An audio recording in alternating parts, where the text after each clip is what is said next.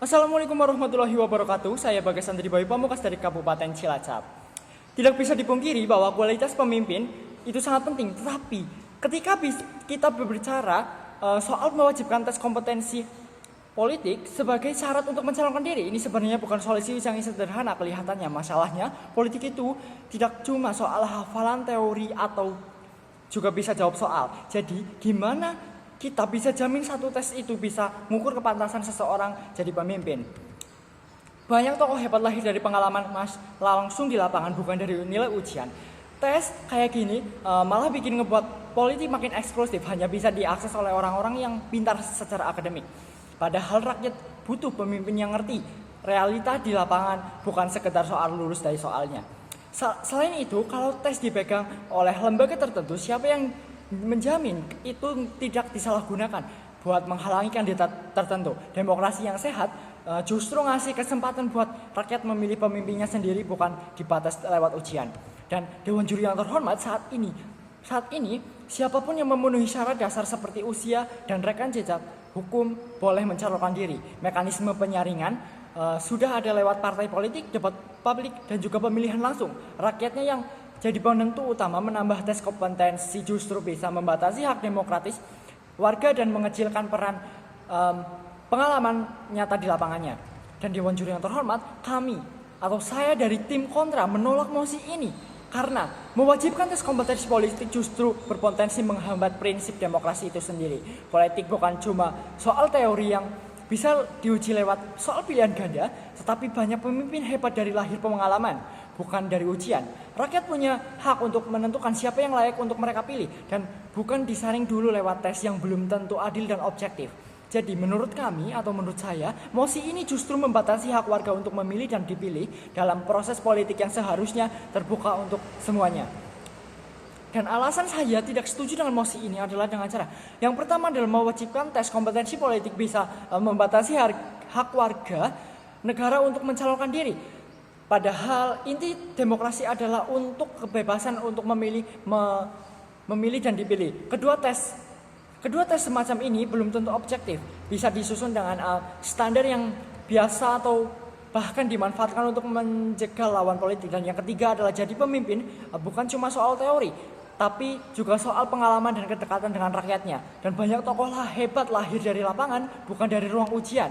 Dan terakhir, mekanisme penyaringan sudah ada, mulai dari partai politik sampai debat publik. Dan juga jadi tes tambahan ini bukan solusi yang tepat. Dan tujuan dari mosi ini adalah mosi ini sebenarnya ingin memastikan bahwa calon pemimpin punya pengetahuan dan kemampuan dasar soal politik sebelum maju ke pemilu. Tujuannya supaya kualitas kepemimpinan meningkat dan orang-orang yang tidak paham sistem pemerintah tidak bisa asal calon. Dan mereka ingin politik diisi oleh orang-orang yang teruji lewat tes dengan harapan keputusan politik ke depan jadi lebih rasional dan terarah. Dan mosi ini, Dewan Juri yang terhormat, mosi ini berbicara tentang kewajiban. Artinya, setiap orang yang ingin mencalonkan diri dalam jabatan politik, baik legislatif, eksekutif, maupun jabatan publik lainnya, harus lulus tes kompetensi politik terlebih dahulu.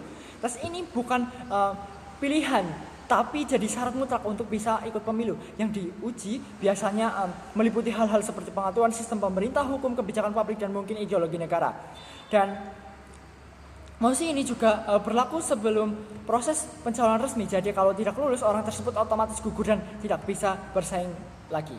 Dan Dewan Juri yang terhormat, kandidat politik di sini adalah siapapun yang ingin mencalonkan diri untuk jabatan publik seperti anggota dewan, kepala daerah, dan presiden. Tes kompetensi politik berarti ujian yang mengukur pemahaman soal pemerintah, hukum, dan juga kebijakan publik. Jadi kalau mosi ini dijalankan, semua calon wajib ikut tes dan harus lulus dulu sebelum bisa ikut pemilu.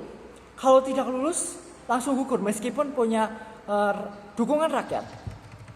Dan contoh kasusnya adalah salah satu contoh yang cukup viral adalah salah satu bupati di Jawa Tengah pernah mengungkap di media bahwa anggota dewan di daerahnya yang tidak mengerti bedanya antara APBD dan juga APBN. Dan padahal mereka ikut ambil keputusan anggaran.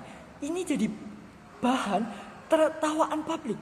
Tapi di sisi lain, fakta bahwa orang-orang seperti ini bisa dipilih rakyat juga menunjukkan bahwa rakyat punya suara dan bisa belajar dari pengalaman. Dan ini bukti bahwa kontrol publik juga bekerja tanpa harus membatasi lewat tes tertulis, kaku dan bisa disalahgunakan. Dan mengapa mosi ini penting untuk diperdebatkan? Mosi ini penting dibahas karena menyangkut hak dasar warga negara untuk mencalonkan diri dalam politik. Kalau harus lulus tes dulu, itu bisa membatasi siapa yang boleh ikut demokrasi. Dan yang kedua adalah mengapa mosi ini dibenarkan untuk diterapkan. Dan tim pro menganggap mosi ini layak untuk diterapkan karena mereka ingin memastikan bahwa semua calon pemimpin punya pemahaman dasar soal pemerintah dan politiknya. Tujuannya adalah untuk supaya kualitas kebijakan publik lebih baik dan tidak ada lagi pejabat yang bikin keputusan ngawur karena tidak ngerti sistemnya. Dan yang ketiga adalah kalau mosi ini dijalankan, sebelum bisa mencalonkan diri, setiap kandidat harus ikut tes kompetensi politik yang isinya soal-soal seputar pemerintah, hukum, kebijakan publik, dan ideologi negara.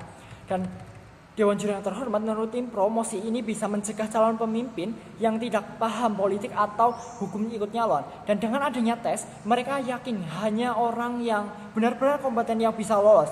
Dan jadi kualitas pemimpin meningkat dan kebijakan publik lebih masuk akal.